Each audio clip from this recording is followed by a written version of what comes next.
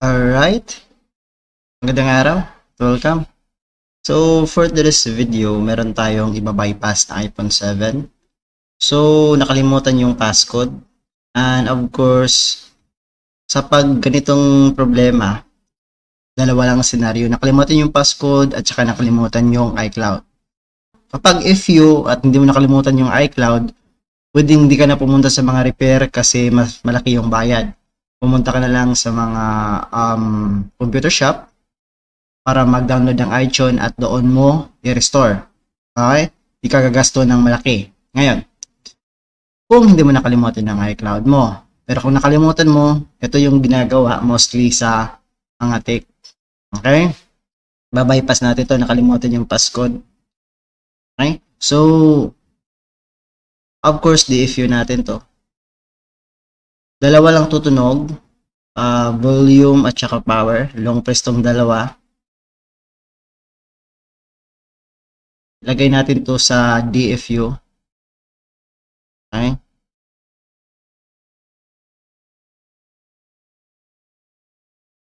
Okay, pag tumunog na, release mo na yung power. Pag tutunog, DFU na yan. Okay, natunog na. So, DFU. Dito tayo sa Apple. Tapos, from this, dito tayo sa phone. Gagamitin natin is U-Tool. Tester medyo matagal. Dito tayo sa U-Tool. Okay? So, phone natin. Naka-DFU yan.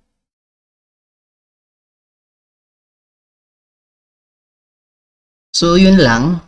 Kung ang iPhone mo ay sa ibang bansa galing and hindi naka-SIM unlock, hindi nakalimutan mo yung iCloud, mababypass yan kung X pababa. Ngayon, ang problema yan sa pag-bypass is magiging Wi-Fi only. Okay? Ngayon, another scenario, kung unlock naman yan, ang unlock yung SIM, mabypass with signal yan. Yun lang. Okay? So, kung hindi ka gagasto, kung gusto mong hindi ka gagasto ng medyo malaki kasi the maintenance of the iPhone is malaki. Okay? So, standard sa mga ano natin dyan is possible 1.7, 1.5. Ngayon, kung alam mo yung iCloud at naka-unlock yung SIM, you can just punta ka lang sa mga, or gamit ka ng laptop mo or desktop mo, tapos kailangan ng internet. Kung wala ka namang ganun, punta ka na lang sa mga computer shop, mag-download ka ng iTunes. Okay, restore mo doon. It will take hours kasi magda-download, depende sa internet. Ngayon, okay. Tapos na. Okay. So, dito tayo sa Chrome disk. Ito tayo sa Gangster. Pwede din tayo dito. Pero dito tayo. No, RAM disk all series. Then, iPhone 7 2G, iOS 15, tapos both RAM disk.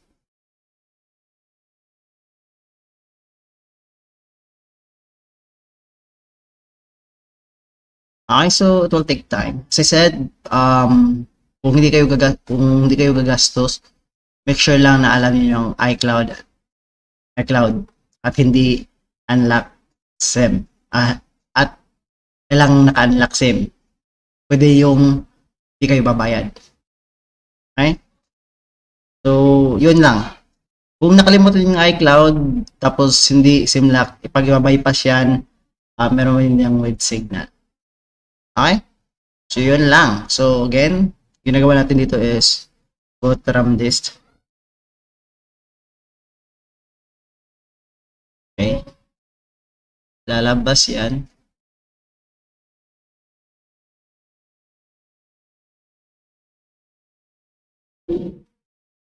Nakalagay, if keep rebooting when it's amount of first. Dito tayo sa backup. Backup natin yung passcode eh. Okay? Kung merong passcode ha, kung nakapasscode pa. Nakapasscode. Okay, it already exists. So, gagawin natin yan. So, dito is, pa-backup tayo which is dito. And then, create tayo ng, sa utilities, ito tayo sa create in IC info. Natin yan.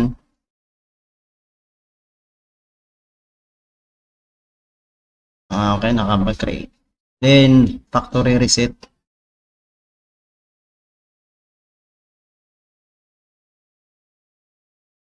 Tapos, magre-reset yan. It will take minutes din kasi nagre-reset yan eh. Ma-delete lahat. Okay? So, wag mag-alala kung ang yung iPhone ay nakalimutan yung passcode mo, and then alam mo naman yung iCloud. Kasi yung iCloud yun, pag naka-backup online yun, nandun yun sa cloud. Okay, yung iCloud. Kumbaga, kung natu-turn on mo yun, yung mga image mo, kung malagi ka naman nag-internet, automatic yun pupunta sa iCloud na website.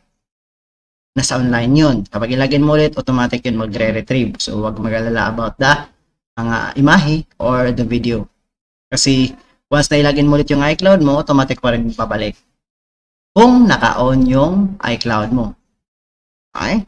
So, antayin lang natin matapos yan. Okay?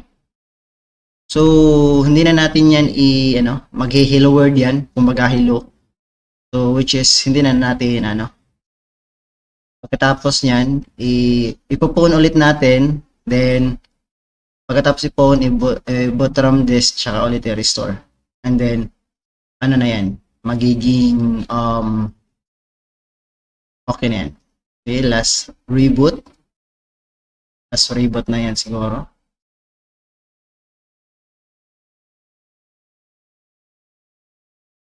Okay, hindi ba? So, nagre-reset. So, matagal to. It will take minutes. Okay. So, ngayon, for this day, may March 26. So, March 5 is nag-release ng bagong update si iPhone sa 6S to hanggang 8. Kasama si iPhone SE. Merong 15.8.2. Okay? So, kung hindi naman yung phone nyo, kung bypass lang din naman, tapos naka chipset, wag niyo i-update. Wag kayong mag-upgrade. Kasi possible parang maging valid. Kaya wag niyo i-update na lang muna. Okay? So, wag niyo i-update. So, kung of course, if yun naman yan, you can update. Okay? So, hello. Tapos, gagawin natin, ulit natin, long press. Ipopon ulit natin to. Tapos, unang tunog. Release natin yung volume down. Power. Pangalawang tunog. Okay, DFU na yan. Dito tayo sa bottom, sa phone. U2 ulit. Okay. Tapos, bottom disk tayo ulit. Then, successful yung phoning. Bottom disk.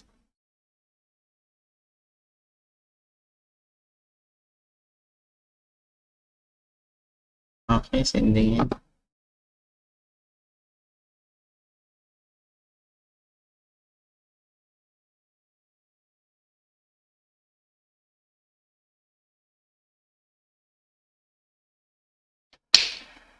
Dito sa video nito, i-chop-chop ko tong video, yung mga naulit na method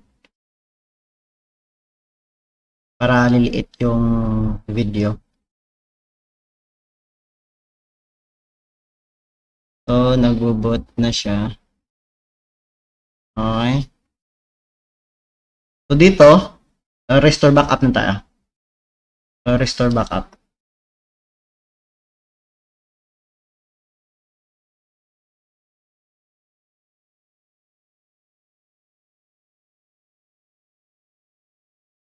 So, kapag successful to, of course, hindi na yan pupunta sa hello world. Pupunta na yan sa hindi hello world. Pupunta na yan sa desktop settings. Wala na yung iCloud login, mababypass na. as I said, kung unlock SIM yan, with signal yan, kung ano yan, tapos na, okay, restart yan. Kapag naka-SIM lock yan, hindi pwede itong ganito baka passcode pag ano, pag hindi SIM lock. Okay. So,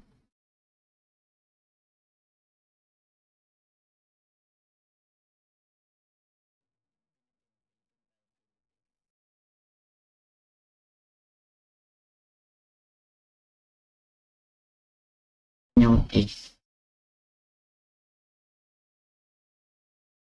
text tayo.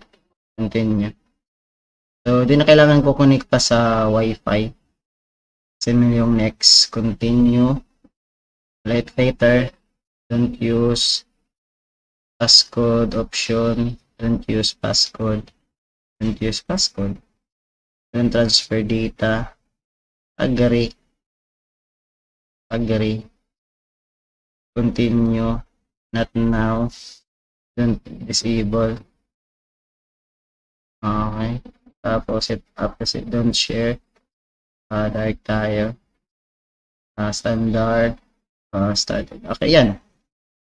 Okay. Dito tayo sa cellular issue detected. Okay. So, as you can see, dito nakakita natin, diba, nakalagin. Okay. Yun lang, na-bypass na. Okay. Yan lang. I hope that you simply learned from this video. Peace out.